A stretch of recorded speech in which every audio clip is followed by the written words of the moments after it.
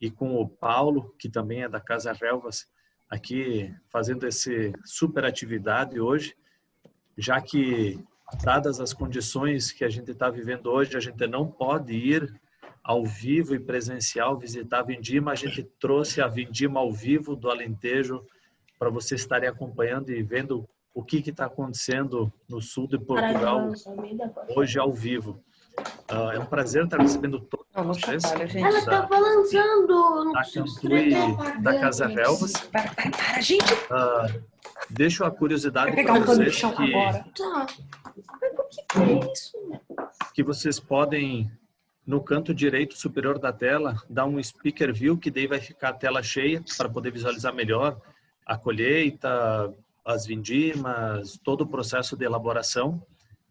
Durante o nosso Zoom aqui, a gente vai deixar vocês no mudo para não dar interferência na imagem, no corte da imagem, mas tem o chat aqui do Zoom, que daí vocês podem fazer todas as perguntas à vontade e eu vou repassando para o Alexandre. A gente vai começar com o Alexandre mostrando ali um pouco dos vinhedos, da vindima, depois a gente segue com o Paulo, que vai estar mostrando o recebimento da uva. Bom, se vocês verem, já está aparecendo a tela ali que ele já está recebendo uva na vinícola e o processo de elaboração. E daí a gente retorna com o Alexandre Relvas, que é onde a gente vai estar fazendo a degustação dos vinhos, e daí a gente vai estar aberto também para vocês ligarem o áudio de vocês e fazerem perguntas. Espero que vocês gostem muito dessa atividade e deixo a palavra para o Júlio, que é o diretor da Cantu, para dar uma palavrinha também. Obrigado, Tiesca. Bom, pessoal, primeiramente agradecer a vocês aí por estarem participando desse Zoom da colheita com a Casa Relvas, né, com a presença do Alexandre Relvas aí, mostrando os campos do Alentejo. Como o Tiesca falou, consegui aí trazer um pouco da vindima, da colheita lá no Alentejo para todos nós, com mais proximidade, apesar aí dessa distância que a gente está vivenciando hoje em dia. E agradecer o Alexandre Relvas e o Paulo Peças aí para poder parar um pouco durante a colheita e mostrar para nós o que está acontecendo lá em loco, ao vivo, né, para todos nós aqui, e poder, na sequência, provar os vinhos aí que eles vão estar comentando para vocês. Então, para não delongar muito, Alexandre, toca aí de Portugal aí essa apresentação da colheita. Boa tarde a todos. Eu penso que alguns de nós já nos cruzamos. O meu nome é Alexandre e hoje estamos aqui na Casa Relvas e vamos dar um salto aqui à Vindima e ter uma aproximação o mais perto possível do que é um dia de Vindima na Casa Relvas. Cá é um pouco mais tarde, portanto, há algumas atividades que estão terminando porque começaram cedo. Hoje, especialmente, estamos aqui, desculpem com o sol, porque isso são 3 da tarde aqui, está bastante sol e eu já tenho os olhos normalmente fechados e hoje ainda fica pior.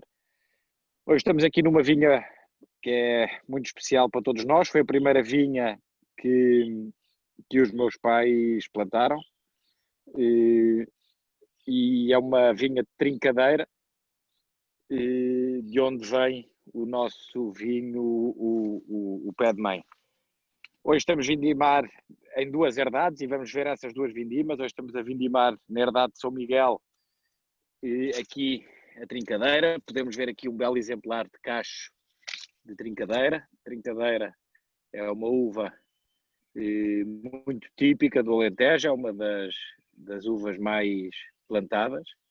Na herdade de São Miguel, nestes solos de xisto, com alguma argila, tem resultados que para nós são fantásticos.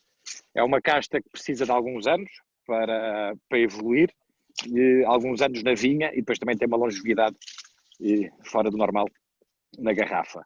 É uma casta muito mal amada por muitos, porque é uma casta que durante vários anos foi muito mal amada, porque é uma casta que faz vinhos mais ligeiros, com muita acidez, menos concentrados, mas é uma das castas mais bem adaptadas ao terroir alentejano e uma das castas onde nós achamos que temos melhores resultados. Aqui a equipa a vindimar, eu estava-vos a dizer, eu pedi aqui para a equipa para ficar mais 10 minutos, porque hoje acabava às 3. E se virem, temos aqui este reboque já pronto para ir para a adega da Herdade de São Miguel, que é uma vinícola diferente da vinícola que vamos visitar daqui a pouco. A vinícola da Herdade de São Miguel fica ali naquele vale. Infelizmente não vos vou poder mostrá-la porque não tenho conexão de telefone lá. Entretanto, eu vou-me juntar ao Paulo na adega e vou deixar o Paulo apresentar-vos um bocadinho a adega da Casa Relvas, a adega principal, que fica na Herdade da Pimenta, e onde estamos a receber também algumas uvas, umas para tinto, outras para rosé, mas o Paulo irá explicar-vos.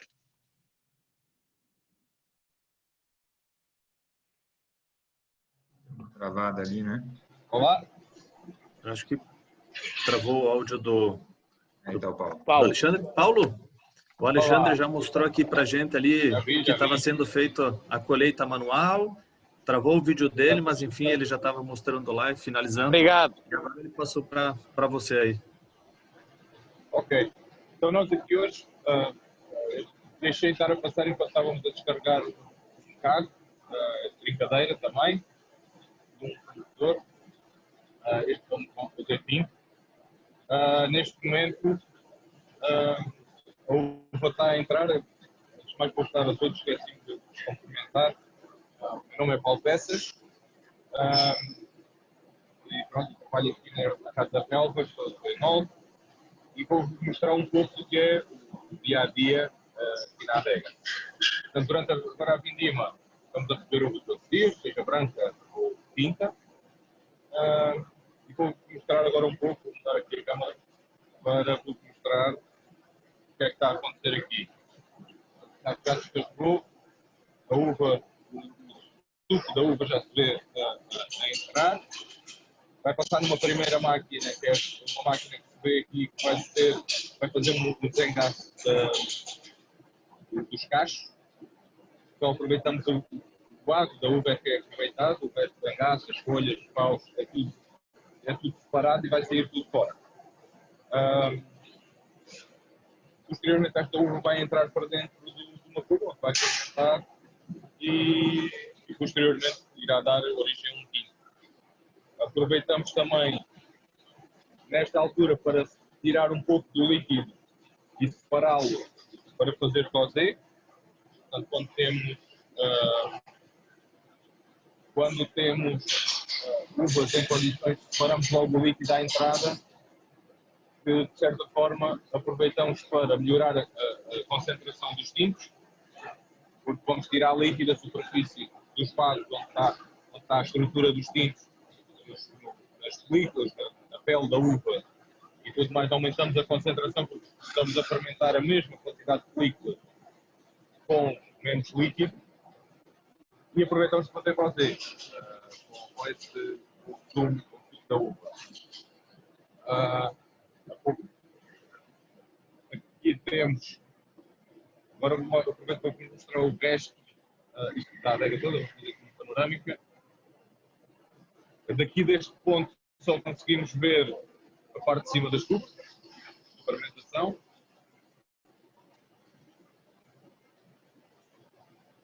Temos aqui, agora é um lagar de fermentação de tintos. Aproveitamos para fermentar os tintos que nós achamos de melhor qualidade nestes lagares. São tubas pequenas, até 7, 8 toneladas, não muito mais do que isso. Tem este robô de pizza, que é um robô automático que simula a pizza a pé. Nós programamos e ele faz mexe as massas de forma a extrair os aromas, a cor, todos os compostos que originam, que vêm do suco da uva para o vinho, são extraídos pela maceração e pela mexida das massas no líquido, que ao início é suco, é muito doce, e as leveduras depois vão se transformando em álcool, vai perdendo o açúcar e vai ganhando álcool e vai se transformando a pouco e pouco, vai se transformando no vinho. É o que nós pretendemos. Posso mostrar também, Caso tenham dúvidas, por favor, interrompam e vão perguntando. Uma coisa mais interativa. Se quiser, à vontade, para interromper. Ótimo. Paulo, aproveitando Sim. aqui que tu está mostrando, que tu mostrou logo embaixo de você a máquina Sim. do desengasse, a desengaçadeira, que você aproveita. Isso, Temos duas. esse primeiro momento que tu aproveita para com a prensagem natural da uva ali no lagar, Então, por assim, esse primeiro fazemos. suco que sai para fazer rosé, e depois você Exatamente. faz a parte do desengasse e manda para os tanques fermentar. Explica um Exatamente. pouco mais para a gente, no processo do desengasse, qual que é o principal objetivo da Casa Relvas em extrair o que esse engaço, esse cabinho, ele poderia estar passando para o vinho, posteriormente que vocês não buscam, por isso vocês descartam ele no início do processo? Então é assim, a uva, como vocês veem, esta vindima é feita mecanicamente. Este é o tegão onde recebemos a uva. Portanto, tem uva, tem algumas folhas, vem algum engaço, mas pouco, como é vindimada à máquina, traz pouco engaço. Tem algumas folhas. E depois, quando estamos aqui agora na parte de seguir, que é o desengaçador, temos aquele tapete branco, que é onde vão saindo tudo o que não nos interessa. Vai ser esse engaço, as folhas, o sal, tudo mais do que não interessa. O engaço, as folhas, tudo o que é partes verdes do cacho, digamos assim, trazem sempre aporte de verdes, aromas verdes, aromas vegetais, que tornam os vinhos mais adstringentes. E são também, no caso dos tintos, quando nós fermentarmos com os engaços, vamos ter, esse engaço vai absorver cor também, ou seja, o vinho vai ficar também com um bocadinho menos de cor, talvez. E então nós, ao tirarmos estes engaços, ficamos com os vinhos mais macios, não têm tantos taninos verdes e não têm tanta astringência. Portanto, aí a parte melhor que nós queremos tirar e queremos extrair é da pele da uva, que é onde está a grande parte da concentração de aromas que nós queremos e de todos os componentes que nós pretendemos extrair. Existem alguns também na película, ou na polpa, desculpa. E basicamente é isso. Não é necessário o engaço, as folhas, não fazem absolutamente falta nenhuma para fazer o vinho. Os vinhos se fermentam sem isto, ou sem os engaços e toda esta parte vegetal. São vinhos mais fáceis de beber, com menos taninos, verdes e com menos aroma vegetal. Foi claro? Maravilha. Agora, deixa eu fazer uma outra questão. É importante, Paulo, junto-me aqui a vocês, eu vou aqui a dirigir, mas já agora, nos vinhos de talha e em alguns vinhos como o Pé de Mãe, são usados os engaços. No vinho de talha, no fundo das talhas é colocado o engaço, para depois filtrar melhor naturalmente. E no Pé de Mãe, como nós temos uma fermentação de cacho inteiro, com o cacho inteiro no fundo da cuba, deixamos também os engaços. Mas tanto um como o outro são vinhos com uma extração muito, muito ligeira, em que vamos extrair muito pouco dos engaços. Deixo aqui a palavra ao Paulo novamente, antes que a polícia me apanhe. Até já.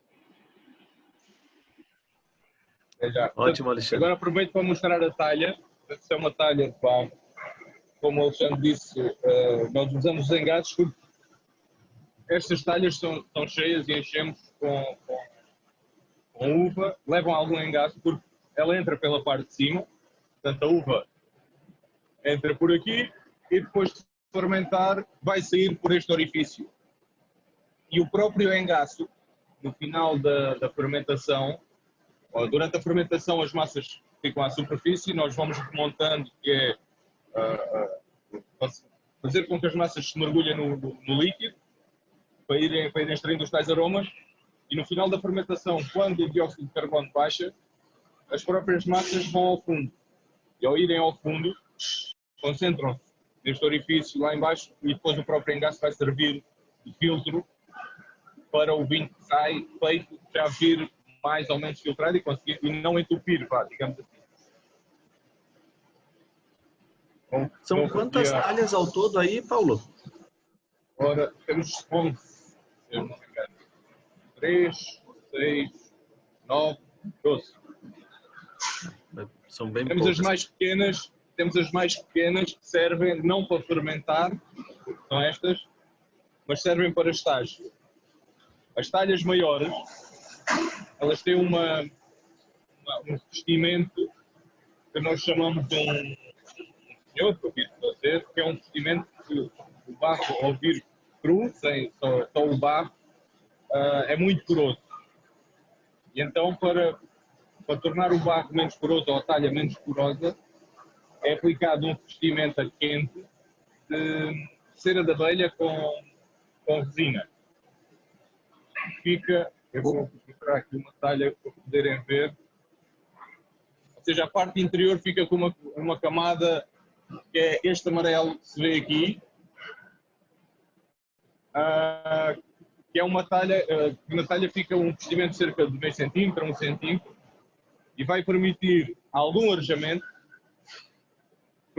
previne também alguma evaporação do vinho, porque se for uma talha de barro sem qualquer proteção, quando íamos a abrir, se calhar já não tinham lá vinho, porque evaporava muito, o barro é muito poroso. E perdi-me o que é que ia dizer. É o teu revestimento com peixe, fermenta, depois da fermentação continua, a fermentação faz-se até ao dia de São Martim, que é dia 11 de novembro. Portanto, para ser considerado vinho de talha, as uvas têm que estar juntamente com as películas até ao dia de São Martim, até dia 11 de novembro. Em Portugal, o ditado que diz, dia 11 de novembro, no dia de São Martim, vai à adega e prova o vinho. Portanto, para ser considerado e certificado como vinho de talha, tem que estar na talha o vinho até esse dia. Portanto, é uma maceração muito longa, mas com pouca extração. Faz-se uma maceração pós-fermentativa muito prolongada no tempo. Dá um vinho totalmente diferente do que poderemos considerar os vinhos feitos em closet ou vinhos convencionais. Maravilha, Paulo. Paulo, as perguntas estão chegando. Primeira pergunta, você falou que as talhas você reveste com cera de abelha e resina. Aí, não sei se é o segredo da Casa Relvas, mas o pessoal perguntou, resina de que é utilizado? Normalmente é resina de pinheiro. Uma resina extraída de pinheiro, não sei bem a forma da extração, mas é natural, é a forma tradicional com que isto se faz há centenas de anos.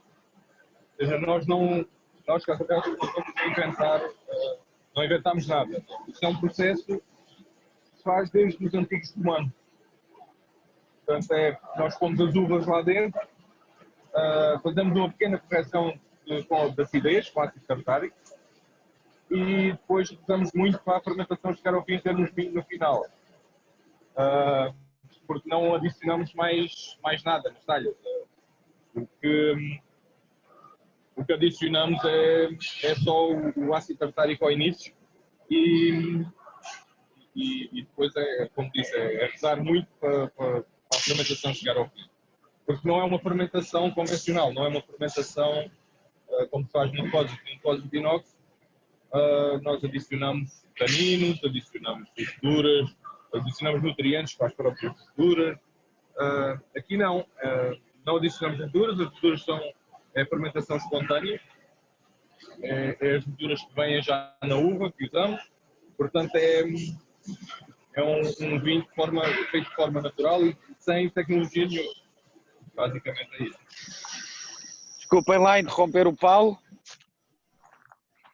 Eu, entretanto, já estou aqui na Herdade da Pimenta, onde hoje estamos a ter o primeiro dia de vindima para vinho tinto, em que estamos a apanhar a uva Syrah à máquina. Esta adega fica também no centro da vinha, o que nos permite vindimar à máquina e muito rapidamente receber a uva na adega. Hoje estamos a apanhar aqui a casta Syrah, que é bem conhecida de todos. Temos aqui cachos muito mais pequenos que a trincadeira, faz vinhos com muito maior concentração e muito mais carnudos. Maravilha. Alexandre, aproveitando que tu tá ali no vinhedo, a gente está com duas perguntas muito interessantes. A primeira delas é do Marcel, que ele perguntou o seguinte: está sendo uma vindima precoce também aí no Alentejo, em Portugal, como em outras regiões da Europa? E nessa mesma questão, comparado a outros anos, a outras vindimas, enfim, teve alguma variedade, alguma particularidade que se tornou mais desafiadora ou diferenciada? Bom, então, a vindima em Portugal, no Douro principalmente, está muito avançada. No Alentejo, estamos com cerca de uma semana a 2 de atraso em relação ao ano passado. Porque teve muito calor no verão e fez com que houvesse bloqueios na vinha e que atrasasse a maturação. Depois, o grande desafio este ano, como fez bastante calor, o mês de julho foi muito quente, com muito sol. O nosso desafio foi manter um stress hídrico moderado para as uvas não se secarem e para as plantas não sofrerem demais. E na adega, o desafio vai ser respeitar ao máximo as cascas, as películas. De certeza que daqui para a frente vamos ter algumas películas mais fragilizadas, porque as películas das uvas são células, tal como a nossa pele, e com o mês de julho como foi, de certeza que elas vão um pouco fragilizadas. Maravilha, temos aqui a máquina. Também, eu acho que todos já viram uma máquina de vindimar, mas é esse animal que aqui está. Alexandre, antes vai de apanhando e deixa os engaços na vinha, estão a ver? A máquina é calibrada para cada tipo de uva, para cada casta e para cada parcela, e o operador é importante calibrar muito bem a máquina, e a vindima normalmente chega bastante limpa à adega. Temos aqui, se vocês virem, os engaços. Portanto, ela tira os bagos e deixa os engaços. Como eu estava a dizer, a proximidade da adega à vinha, neste caso, é muito importante, porque a uva, de ser vindimada a entrar na cuba, normalmente não passa mais de meia hora. Ótimo. Chico, Alexandre, aproveitando que você está aí no vinhedo. Alexandre, uma pergunta aqui da Suzana. Como está sendo realizar a colheita esse ano com as restrições por causa do Covid? E quais foram os cuidados que vocês tiveram que tomar no processo de colheita, de elaboração, e se teve algum impacto nisso na mão de obra, tanto para a elaboração, nos trabalhadores, enfim, pela questão de restrição de fronteira e barreiras e tudo mais? Bom, nós já antes da safra, nós somos 90 na Casa Relvas, portanto, na safra entram mais 15 pessoas, portanto ficamos 100 e pouco. Portanto, já tínhamos um protocolo Covid, já bastante antes da safra. Passa por sensibilizar as pessoas para terem cuidado. Todo o pessoal externo que veio e as pessoas novas que vêm trabalhar connosco fazem o teste de Covid, mas que é uma fotografia, no fundo, não é mais nada porque é só naquele momento. E é muita saliva, reduzimos muito a recepção de turistas, e não só reduzimos a quantidade, como reduzimos a área em que eles têm contacto, não vão à produção, não têm contacto com as pessoas que trabalham aqui, e tentámos separar também as pessoas dos diferentes grupos da vinícola para não comerem juntas e para terem o menos tempo juntas possíveis.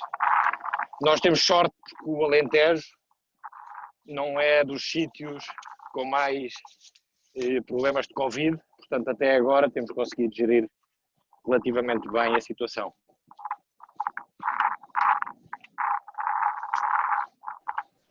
Maravilha, Alexandre. Aproveitando aqui, Alexandre. Alexandre Paulo. Pode só interromper um bocadinho só para vos mostrar a fermentação de uma cuba de rosé. Veem aqui a atividade das leveduras. Nós temos uma cuba onde estamos a fermentar rosé, o mosto extraído das tintas, foi inoculado. Todas estas borbulhas que se veem aqui junto da parte de cima da cuba são bolhas de CO2 libertadas pelas leveduras. Há aqui uns milhões ou bilhões de leveduras a trabalhar que estão a fazer o trabalho delas, estão a transformar o suco de uva e os açúcares no bom do álcool que nós queremos para assim termos o vinho rosé. Este movimento é um movimento natural do gás dentro da cuba.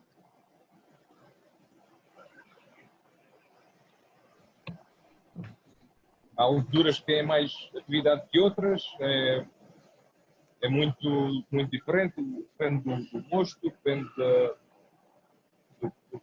da própria estirpe da levedura, depende da temperatura de fermentação. Há muitos fatores diferentes, depois vão originar vinhos diferentes que nos permitem depois a seguir à vindima fazer os lotes, os vinhos diferentes. Às vezes aqui outra cuba, esta é de branco, tem uma espuma mais espessa em cima, a atividade não é a mesma, não é tão intensa, ainda também está no início.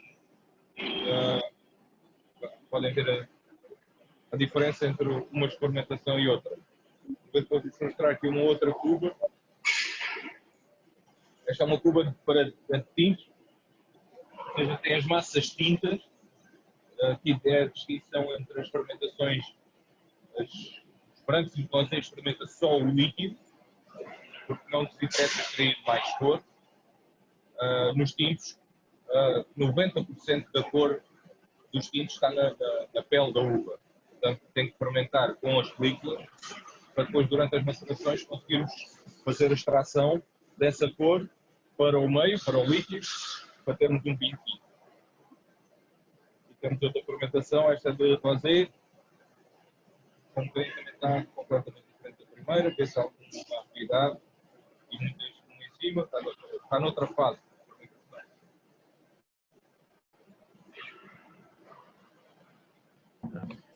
Paulo, aproveitando que tu está aí, vou te fazer 2, 3 perguntinhas aqui que ficaram o que o pessoal não entendeu direito. Você comentou sobre a fermentação nas talhas, ser fermentação natural, com engaço, tudo mais, para ter a menor influência possível. Porém, aqui o pessoal não entendeu, ficou uma questão de, é necessário adicionar tanino nos vinhos tintos que vão fermentar em tanque de aço inox ou não é necessário? Sim. Necessário não é. Eles fermentam na mesma. Tudo depende sempre depende do nosso objetivo. Portanto, se nós queremos um vinho com mais cor, com mais concentração,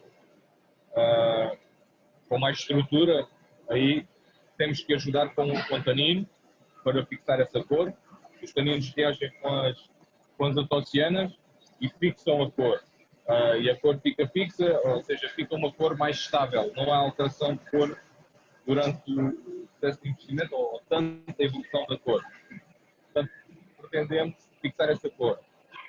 E nós, por outro lado, pretendemos fazer um vinho e estamos a trabalhar uma casta que só por si já não vamos extrair muito e que não pretendemos extrair muito ou porque a casta não dá para extrair mais.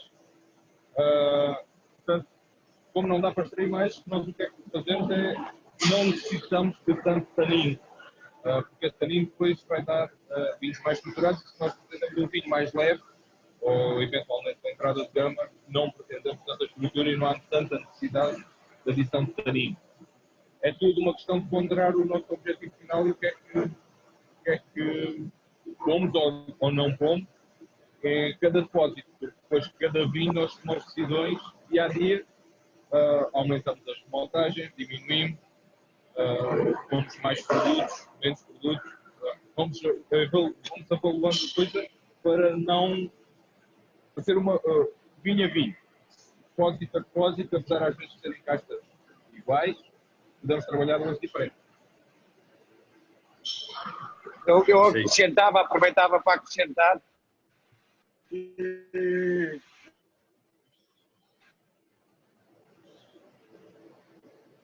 nós pensamos algo astringente, como o tanino, todo ele sendo reativo. E é uma coisa que não está totalmente errada, mas por um lado está errada, porque à medida, o tanino é uma molécula, e é uma molécula que é quanto mais pequena, mais reativa. Mas é uma molécula que é capaz de combinar o tanino, consegue fazer ligações entre oxigênio e outros taninos e criar moléculas maiores. E quando cria moléculas maiores, o tanino vai dar a sensação de doçura, de dulçor. E muitas vezes isso é importante para alguns dos vinhos, com vinhos como, por exemplo, como a Sicónia.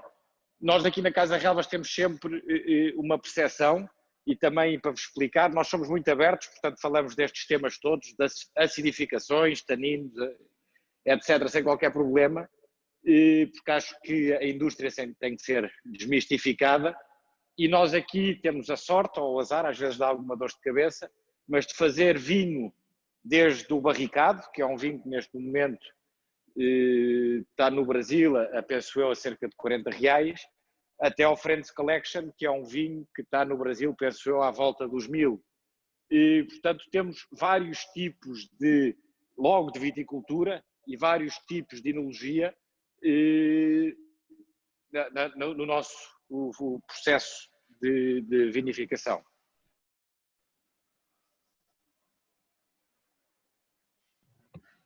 Maravilha. Obrigado, Alexandre e Paulo, pelo esclarecimento. Queria perguntar uma coisa aí para vocês, que o Paulo mostrou sobre os pequenos tanques aí com a pisa mecânica e depois os tanques que têm processo de remontagem normal. Qual que é o impacto que vai dar para o vinho a questão da pisa mecânica ou não, e o que se busca num vinho que quer uma pisa, vamos dizer assim, mais delicada do que um outro que quer uma pisa? A pisa, Paulo, eu se quiser, o Paulo, eu já estou na vinícola. Estou, Paulo. Sim. Explica aí a pisa e depois se tiveres que ir, está à vontade. Ok. Então pronto. Eu aproveito que está o robô, ele desloca-se para os tanques que nós pretendemos. A pisa, este tipo de pisa, que nós escolhemos as melhores uvas, ou os que nos dão os melhores análises fisicoquímicas, a prova de vagos, que nos parecem ser as mais concentradas e as melhores, para fazer os nossos sopros de gama. Este tipo de pisa é uma pisa, uma remontagem, é uma extração mais prolongada no tempo, em que nós vamos extrair o que nós queremos mais devagar e só, se quiserem, a parte boa. Ou seja, não é uma remontagem muito violenta. Então, ao não ser tão violenta, vamos extrair basicamente só os taninos mais macios, todos os compostos, que apesar de alguns serem mais difíceis de extrair, com o tempo de maceração e com estas remontagens mais prolongadas, extraímos mais lentamente e com maior eficácia, se quiser. Se a remontagem for automática, é uma remontagem que basicamente, eu também posso mostrar, imaginem um depósito como este, em que há uma bomba que faz a sucção do líquido por baixo, o líquido vem acima e faz molhar a manta, ou nós chamamos a manta as partes sólidas que vêm à superfície. Nesse tipo de remontagem, o que fazemos basicamente é uma lixiviação. E essa lixiviação pode ser mais intensa ou não, nós podemos controlar o caudal da bomba, às vezes fazemos, tudo mais, mas é uma lixiviação, ou seja, é a passagem do líquido pelas massas que vai extrair o que nós pretendemos. Só que às vezes extrai o que nós também não pretendemos, porque nós para tirarmos as coisas boas, às vezes tiramos coisas menos boas. E então a diferença entre os dois tipos de remontagem é esse. Por exemplo, podem ver ali aquelas hélices que se veem no robô, elas o que fazem é vão abaixo, empurram as massas, as películas, para o fundo e mergulham-nas no líquido. O processo da remontagem automática é o oposto, é fazer passar o líquido pelas massas. A passagem desse líquido às vezes vai por canais já seletivos, ou seja, apanha aquele canal e vai sempre pelo mesmo sítio. Se as películas, a massa que está em cima, se não for rompida, há componentes bons que não vamos extrair e há componentes menos bons que vamos extrair, porque é por ali que está sempre a passar o líquido. Basicamente, a diferença entre os dois tipos de montagem é este. Foi claro? Ótimo, Paulo. Muito obrigado aí. Eu, entretanto, passo aqui, já aqui a caminho do sítio onde nós vamos degustar. E aqui aproveito para dar uma passagem aqui na sala de barricas da Casa Relvas, onde estagiam cerca de 400 barricas de carvalho, 95% francês, e onde estagiam os nossos topos de gama. E depois vamos aqui, que é a nossa reserva, onde guardamos os vinhos de safras anteriores. E depois saímos aqui e vamos aqui para o sítio onde estagiam sempre os 4 melhores vinhos da adega, que têm uma sala privilegiada para envelhecerem. O vamos degustar? Chesca. Vou só aproveitar para me despedir. Obrigado, Paulo. Tchau a todos. Tchau a todos. Façam uma boa prova. Espero que tenham gostado. Quando nos quiserem visitar, estão à vontade. Espero que tenham gostado e que façamos mais vídeos destes. Temos todo o gosto em ter-vos cá e mostrar-vos tudo o que fazemos. Até à próxima. Muito obrigado a todos. Obrigado aí, Paulo. Obrigado. Bom trabalho aí, boa jornada aí na Vindima. Obrigado. Bom, Alexandre, vamos para aquela parte que eu acho que todo mundo está ansioso, que é a degustação, provar esses rótulos diferenciados. Mas enquanto a gente havia vai aí uma degustar... questão que eu gostava de responder, Chesca. Isso, é uma questão do Marcel aqui, que o Walter também questionou, sobre a questão de essa das grandes estoques de grandes vinícolas, grandes cooperativas da Europa, enfim. E ele queria saber como é que está a Casa Relvas durante a pandemia, se a exportação oscilou muito e qual que é a realidade para encarar esses altos estoques, se a Casa Relvas passa por isso, no caso. Pronto. Então, há uma coisa que se tem que, e eu peço desculpa se vou ser um pouco bruto, há uma coisa que se tem que distinguir completamente, que é uma empresa grande e uma cooperativa. Porque uma empresa grande é uma empresa que normalmente tem dono ou tem sócios, e a cooperativa é uma empresa de variadíssimas pessoas. E na Europa, eu não sei como é que é o sistema cooperativo no Brasil, mas na Europa as cooperativas têm um problema em relação aos privados que já não deveria existir, que é um problema concorrencial enorme, porque as cooperativas não pagam impostos. Portanto, em termos de produtores privados no Alentejo, a região Alentejo está a cair cerca de 11%. Em alguns mercados, o mercado português está difícil, a restauração, logicamente. A Casa Relvas, e eu tenho que dar graças a Deus e ao trabalho da nossa equipa toda, Estamos a manter as vendas. Estamos a manter as vendas em todos os mercados, menos em Portugal, porque realmente deixámos de vender na restauração. E o Alentejo é uma região com estoques historicamente baixos. No Alentejo há sempre menos de uma safra dentro das vinícolas. Portanto, até agora não existe um problema de excedente de estoque aqui na região.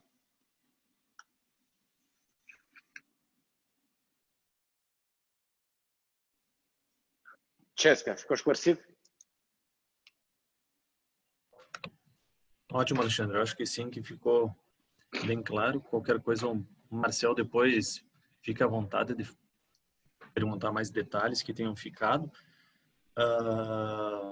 Ele falou que está tudo ok, então a gente pode seguir para a degustação.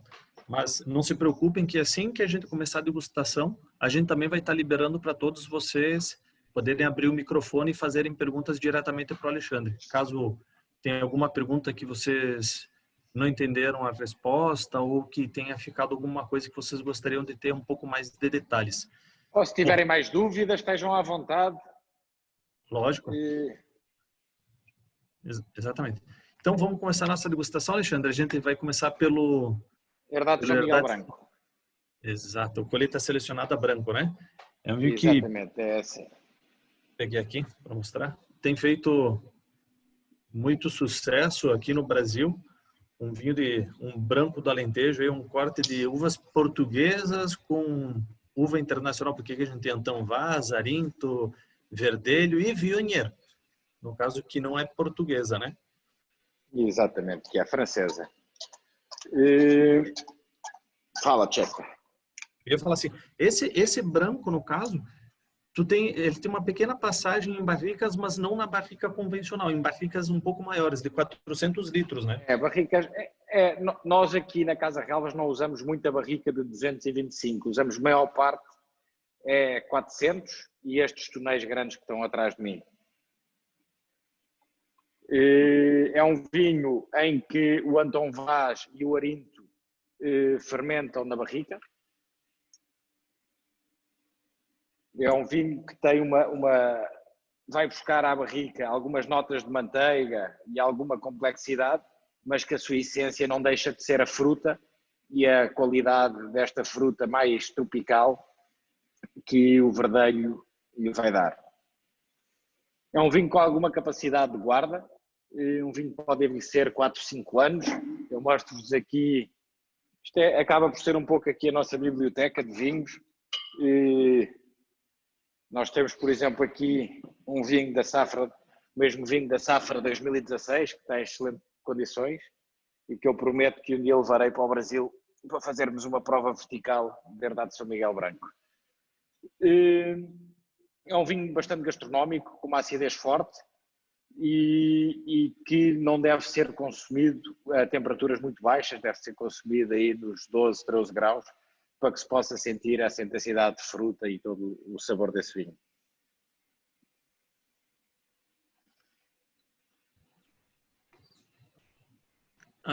Se alguém quiser fazer alguma pergunta, pode tirar do mudo o seu áudio e fazer a pergunta diretamente. Não tem, agora todo mundo está liberado para abrir o microfone, tá bom?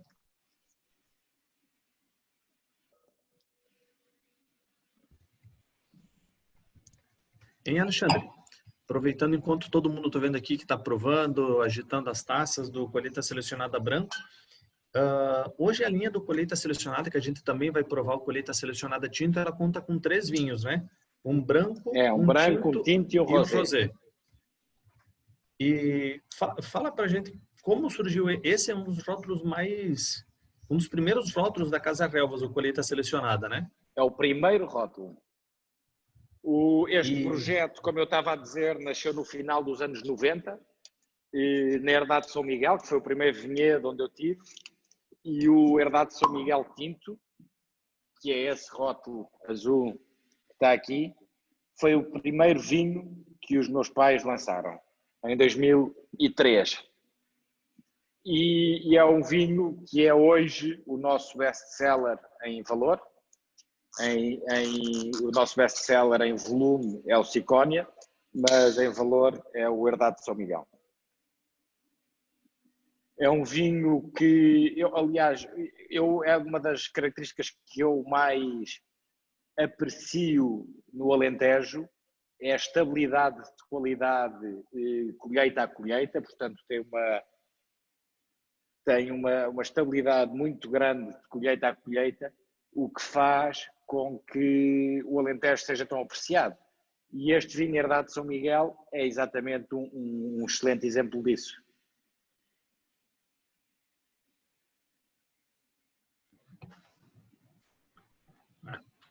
Aqui, praticamente, é um vinho que tem agradado muito os consumidores, o pessoal tem gostado muito.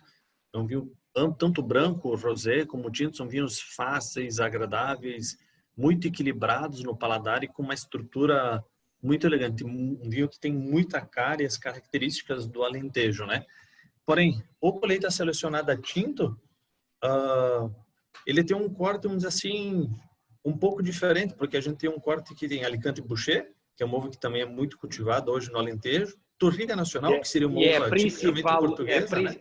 É a principal uva da Casa Relvas, o Alicante Bouschet. É a uva mais plantada na Casa Relvas.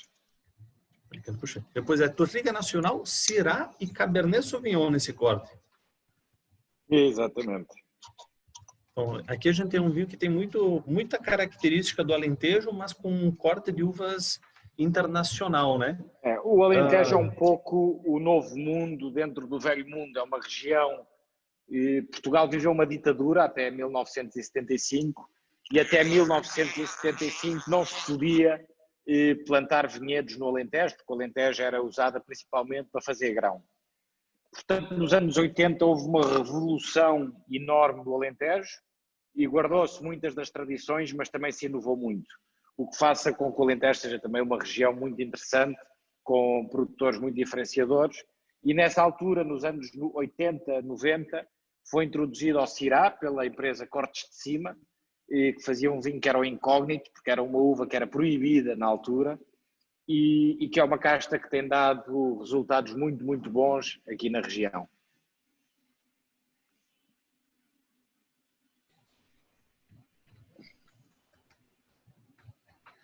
O pessoal aqui falou uma coisa que eles gostaram. A Luciana, exatamente, que ela adorou a rolha do colheita selecionada, porque ela vem, vamos dizer assim, com um alvo demarcado em cima, para a pessoa saber onde que ela tem que colocar. É para a terceira garrafa, né? Para a gente acertar. Bom, não sei se alguém tem mais alguma questão sobre esses dois primeiros vinhos, senão a gente já pode... Vamos passar aqui ao Curtimenta, e depois também se alguém tiver questões. Curtimenta, o Arte Terra, é uma marca em que nós usamos os antigos métodos da produção de vinho. Curtimento era uma forma como se fazia brancos antigamente no Alentejo.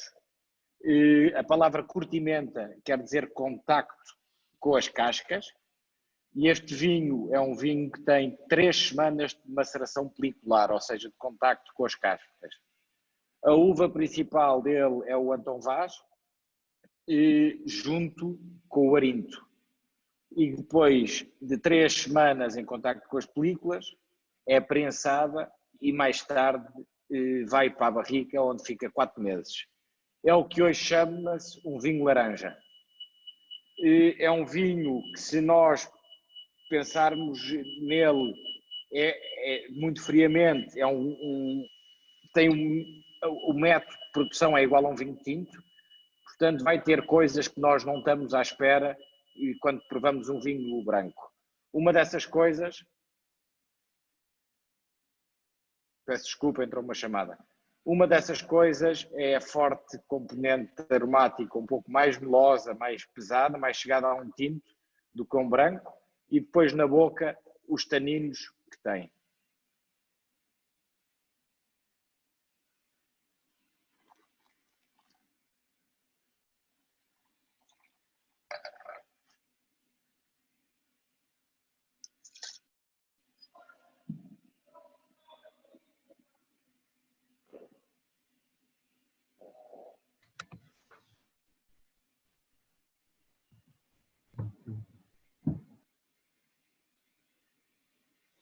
Bom, estão a perguntar-me aqui, este vinho não é fermentado em talha, é fermentado em cuba. Existe também um arte de terra fermentado em talha, mas é o arte de terra ânfora. Estão-me a perguntar em relação ao Alicante Bouschet. O Alicante Bouschet é de uma das uvas mais plantadas na região, é a terceira uva mais plantada na região. Primeiro é o Aragonês, depois é a Trincadeira, depois é o Alicante Bouschet e depois é a Syrah.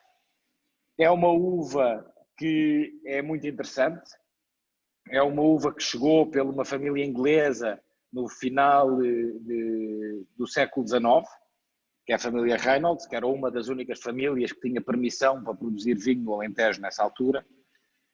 E é uma uva que, dependendo do terroir onde está, pode produzir diferentes tipos de vinho.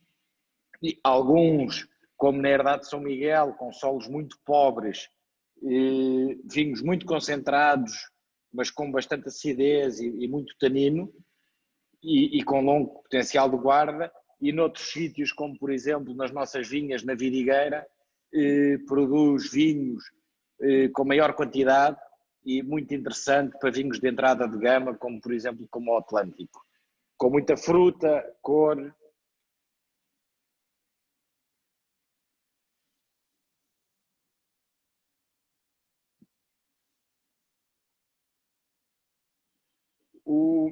Não sei se alguém tem mais alguma dúvida sobre o curtimento ou se podemos passar aqui ao próximo vinho. Pode seguir.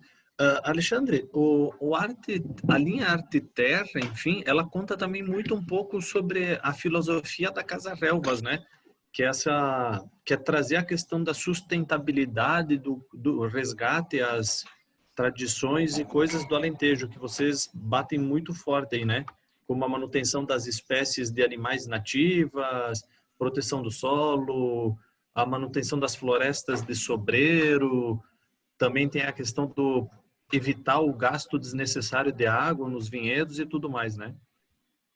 Exatamente. Bom, então é uma questão que podemos fazer quase outro live sobre sustentabilidade. Como eu estava a falar, o Arte de Terra, a gama, a marca Arte de Terra, vai um pouco em busca da recuperação de tradições antigas, como é o vinho de curtimenta, como é o vinho de talha, como é a viticultura orgânica, e é algo que nós buscamos já há vários anos.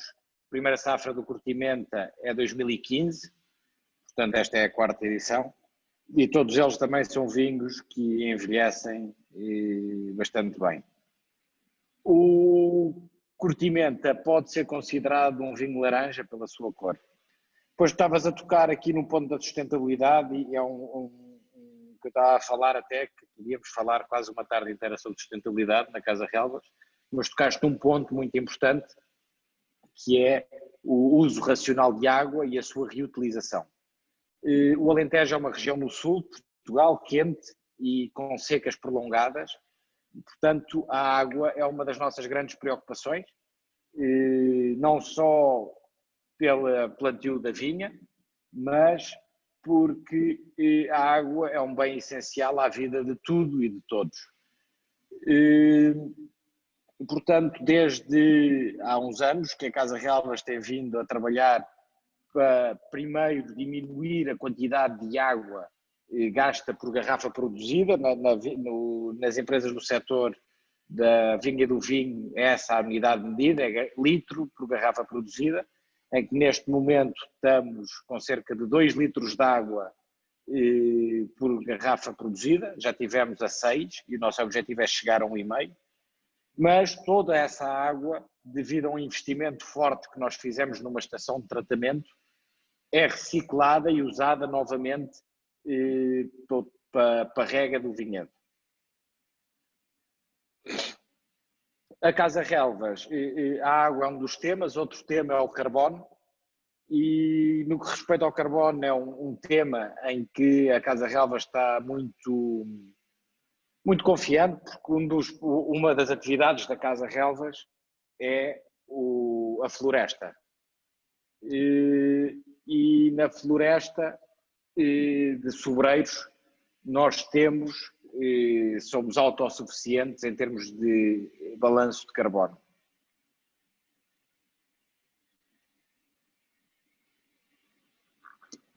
Deixa eu entrar rapidinho nessa questão da água, tudo bom, Alexandre? Olá, Susana. Tudo, eu escrever, mas é mais rápido perguntar aqui. A questão de pensar em sustentabilidade, você mostrou um trabalho, né, uma economia recente, né, de tempos recentes, eram 6 litros, agora são 2. É uma demanda porque tem menos água no Alentejo, é uma coisa de mudança climática por aí? Ou sempre teve pouca água no Alentejo e é mais uma consciência das vinícolas e tudo mais que a gente tem que fazer alguma coisa maior? Sempre houve períodos de seca no Alentejo. Mas nessa intensidade? E desta intensidade. Eu lembro, por exemplo, no início dos anos 2000, houve 3 anos de seca muito severa. Eu penso é que nós todos hoje estamos mais cientes e mais informados sobre o estado do planeta e por isso este projeto de sustentabilidade é um projeto que começou há 5 anos, há 6 anos na Casa Relvas, e que foram postas várias metas, quer em termos energéticos, quer em termos de água, e pronto, e é isso. Alexandre, uma pergunta que fizeram aqui sobre o curtimenta, por ser um vinho laranja, tanto o Gilvan como o Daniel, eles queriam saber se tem potencial de guarda e se você já teve alguma experiência em provar alguma safra mais antiga dele. Pode ser 10 anos fácil.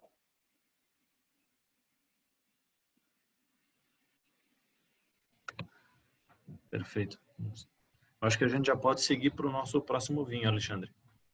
Que é o Pronto, Pé de o Mãe. Herdade de São Miguel, colheita selecionada antes, né? Isso, o tinto e depois o Pé de Mãe. O curtimento à primeira safra é 2015.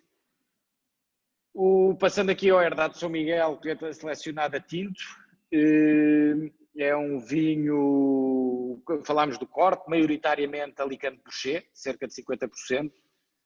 Depois tem 30% de Origa Nacional, 10% de Syrah e 10% de Cabernet. É um vinho que eu me orgulho bastante de produzir todos os anos.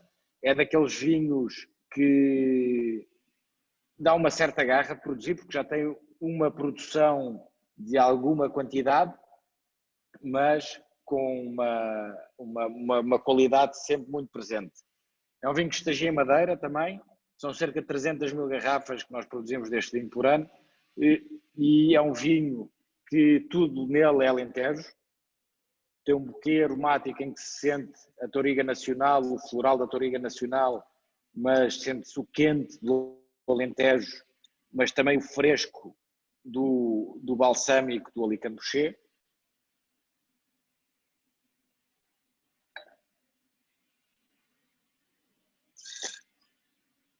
O tanino é rugoso, mas um tanino fácil, um tanino que não incomoda. E um vinho também com algum potencial de guarda, que pode ser guardado de 5, 6 anos. E esta safra de 2018 foi contemplada com 90 pontos na revista Wine Enthusiast, que faz bem ao consumidor e faz bem ao ego do produtor também, portanto, partilho aqui com vocês.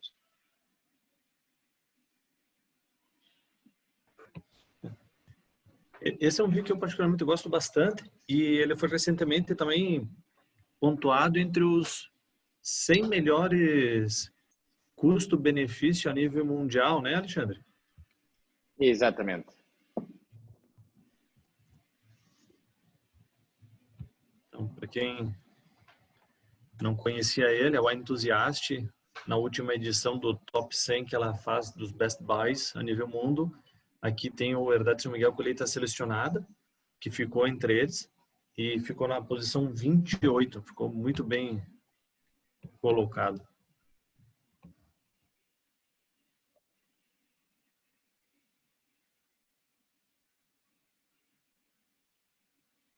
Bom, então vamos aqui terminar esta degustação com o vinho com o Pé de Mãe.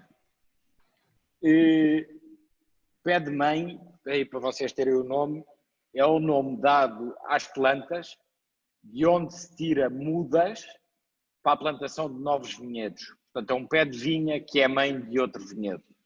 E aquela vinha que nós vimos de trincadeira há pouco, quando começámos aqui a nossa conversa, é uma vinha muito especial para nós, porque é uma trincadeira de exceção.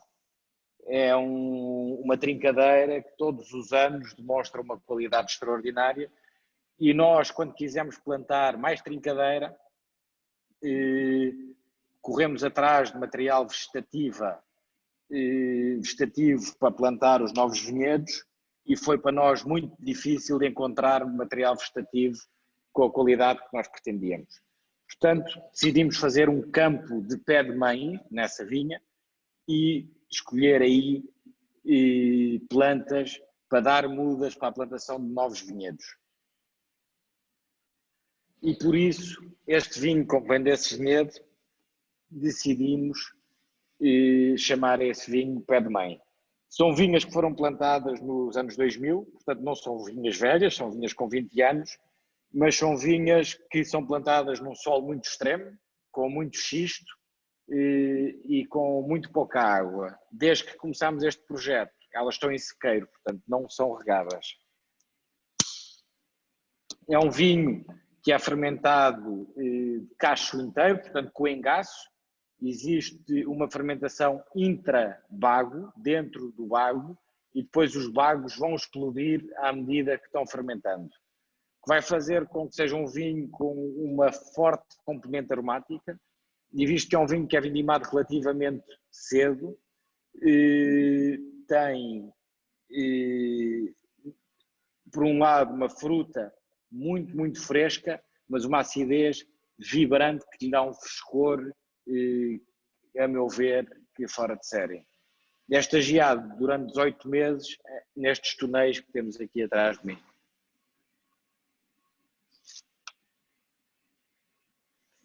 É tipo maceração carbónica, não é bem que maceração carbónica, porque a maceração carbónica tem que ser feita numa cuba própria, mas é uma espécie de maceração carbónica, o princípio é o mesmo.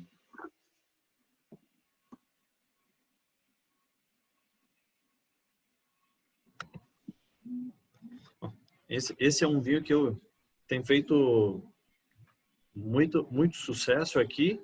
É um vinho que tem muita história interessante. Ele vem num packzinho de madeira com 2 garrafas, né, Alexandre? Fechamento aí. Explica a história toda.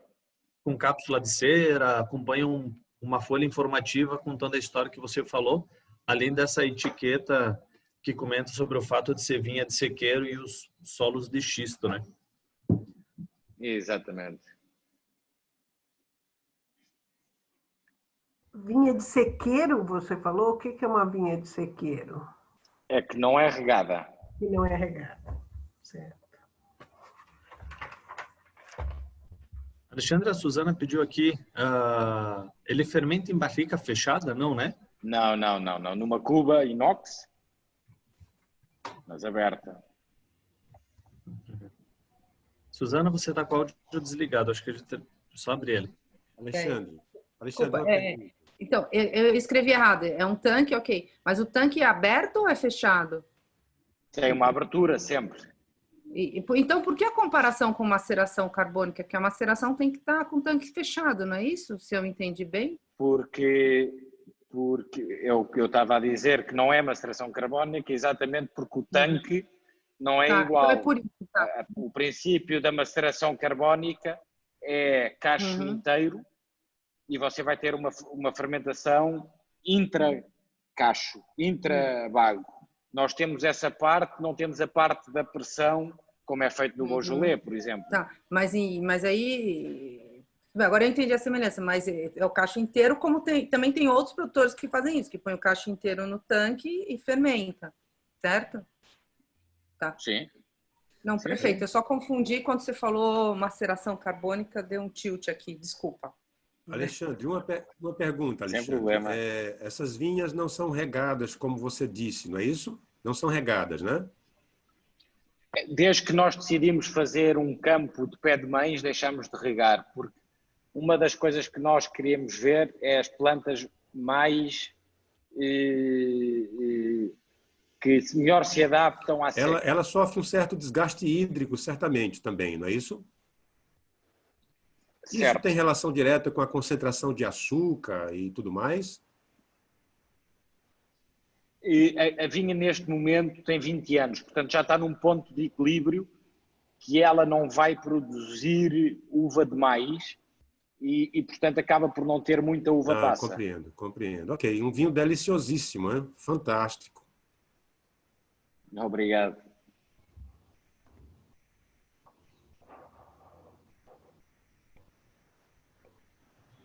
Não sei se mais alguém tem alguma questão, alguma pergunta aí que... Alexandre, me diga uma coisa, o tempo de vida útil, você tem assim, alguma experiência em relação à longevidade desse vinho, do pé de mãe? Ao pé de mãe não tenho, e a primeira safra só foi o 2006. Certo. E eu penso que ele vai envelhecer bem 10 anos sem problema, mas não arrisco em dizer. Entendi. Ok, obrigado.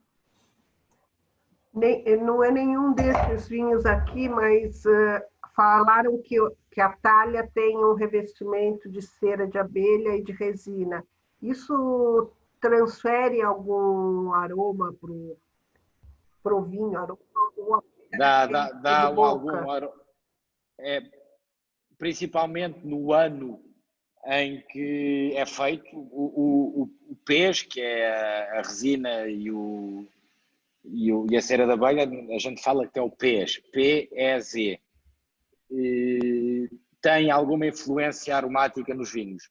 É por isso que não se pesga as talhas todos os anos, nem várias talhas ao mesmo tempo. Uhum. E é feito por fora ou por dentro da talha? Por dentro. Alexandre, como é que você faz para manter a temperatura de fermentação no caso das talhas? Não controla. Fermenta wild, sem controle de fermentação. Ok. Muitas vezes molham-se as talhas por fora, mas você vai impedir que ela passe dos 30, mas nada mais do que isso. Entendi. E isso de alguma forma, isso mexe com a aceleração do processo de fermentação? Mexe. Vai fermentar, o início de fermentação vai ser muito rápido e depois o final bem lento, porque as leveduras vão estar já a sofrer.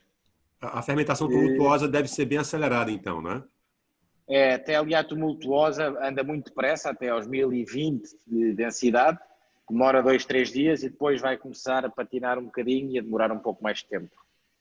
Okay. Vai fazer aromas muito diferentes de uma fermentação de controle de temperatura. Os aromas primários, se você quiser, são quase inexistentes. Ok.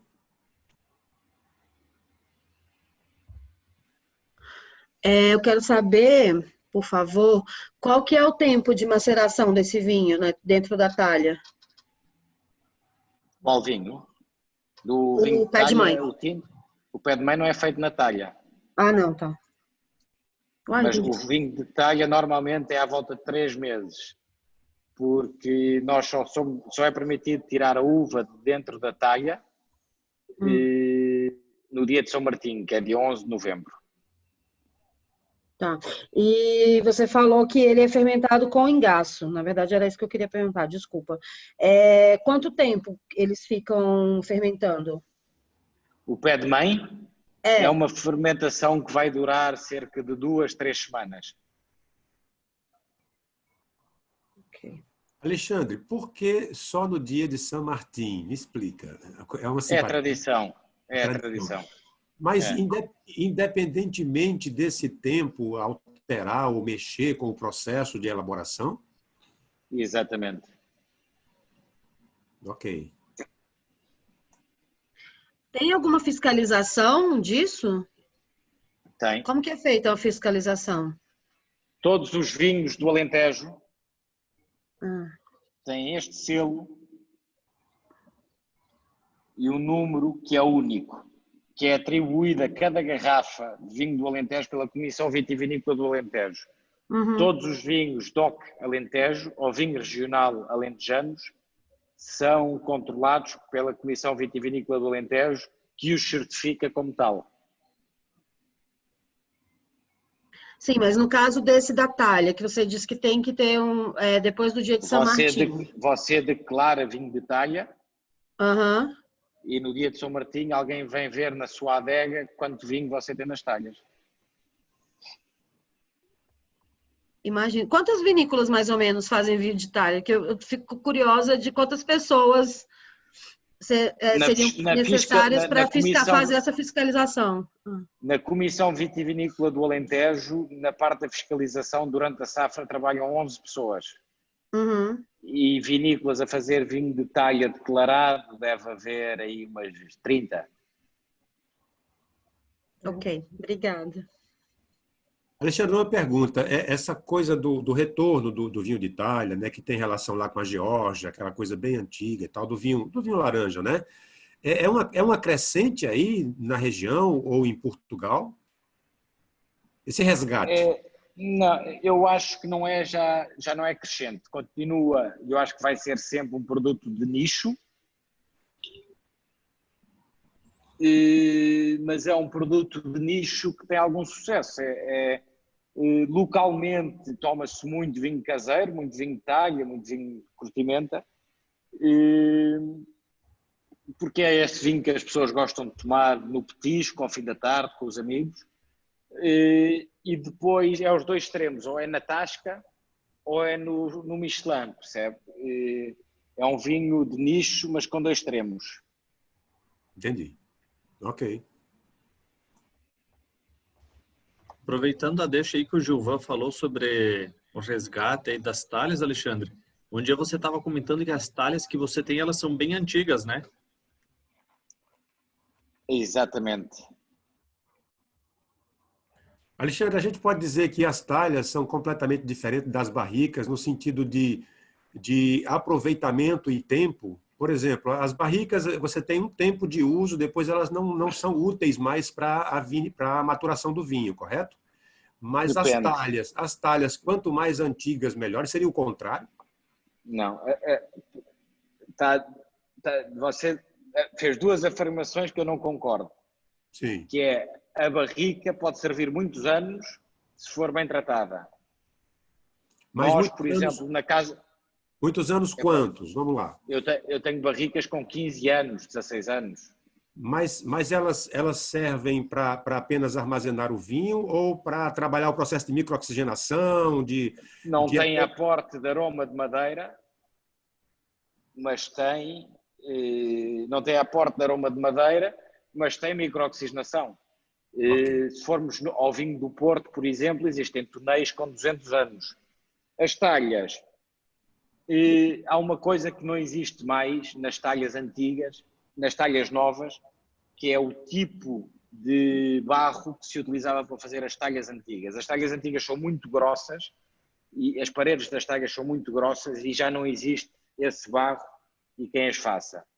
E nas talhas antigas, não é quanto mais velha melhor, mas as mais antigas normalmente têm mais resistência. Certo, ok.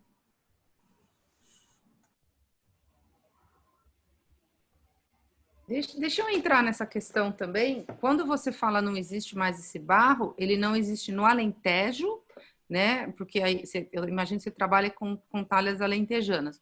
Ou não existe mais, por exemplo, que tem produtor que vai comprar talha na Geórgia. Na Geórgia ainda tem o mesmo barro que usava antigamente ou não? Eu penso que na Geórgia eles ainda têm... Não sei o barro, não conheço o barro, nem a granometria, nem nada. Tem barro que... Tem a forma como as talhas eram feitas no local. E a forma de cozedura do barro era muito diferente do que é feito hoje, porque hoje é em fornos elétricos e antes eram feitas a lenha. E pela especificidade, pela cozedura ser mais lenta, para as talhas serem resistentes tinham que ter mais largura e ao ter mais largura são mais resistentes. E o barro usado suportava temperaturas maiores durante mais tempo. E se sabe qual a diferença entre um barro e outro? Provavelmente não a faço ideia. composição do solo, mas não... Esse assunto vai render muito. A espessura dessas talhas, desculpa aí, viu, Alexandre, mas são curiosidades. E eu acho que a oportunidade de tirar essas dúvidas é essa, lógico, né? Então, essas talhas de paredes mais espessas, né? Você disse que elas demoram, são mais resistentes, aguentam mais tempo, mas qual é a utilidade dela, ou a funcionalidade dela em relação à troca, à microoxigenação, se é que existe, né? E a conservação de temperatura, ou seja, o mantimento, a manutenção da baixa temperatura no processo de fermentação. Tem alguma relação isso? Antes de irmos aí, quando se fala de resistência das talhas, existe um fenómeno que acontece infelizmente nas adegas de talhas, que é que as talhas às vezes explodem. Explodem por conta do gás carbônico? Por conta do gás carbónico e da pressão osmósica lá dentro. Certo. Portanto, por isso é que eu digo que a resistência muitas vezes é muito importante. Certo. Outra coisa que é, o barro é poroso e se não houver uma fonte de calor dentro do barro, portanto, durante a fermentação isto não é verdade, mas você não sei se já reparou, ou se já viu, mas no Alentejo as pessoas costumavam levar a água para o campo em garrafas de barro.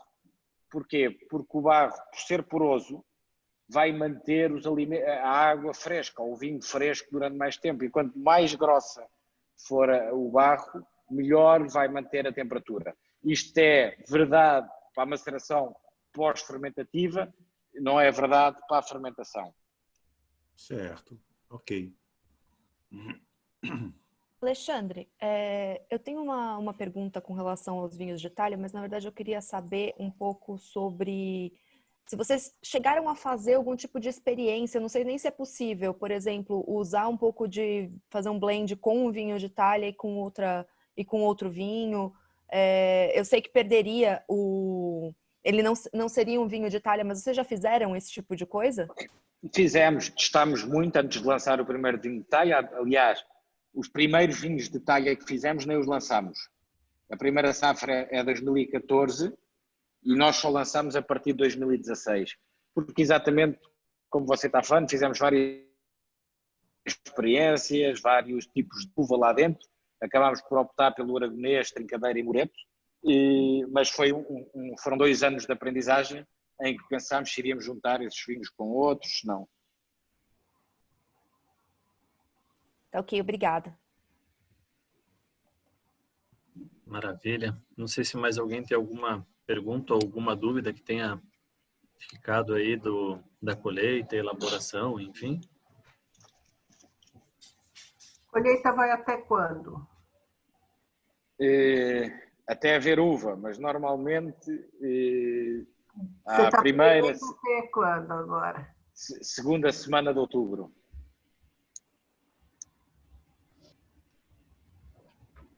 Vocês vão fazer alguma dessas para vendendo? Visita... Entendi, desculpa.